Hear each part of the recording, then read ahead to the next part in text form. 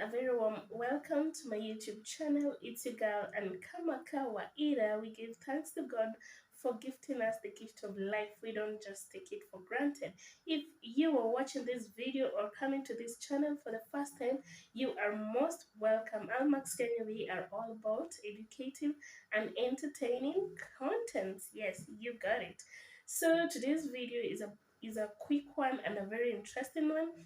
It has been a while before I took you guys to my kitchen, and so today we are going to go to the kitchen and make creamed pork or pork and cream. Okay, sweet sour pork in cream or sweet sour creamed pork. All right, it has become one of my best recipes and even a signature dish in my home. Yes, that's how special this dish is.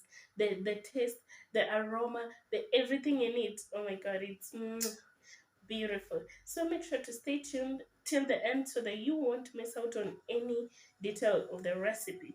To get a good outcome, you need to follow the recipe to details. Okay, so if you're new here, don't forget to subscribe, and if you like this video, kindly please give it a thumbs up. The YouTube will also recommend to other people to watch it. So thank you, and let's do this.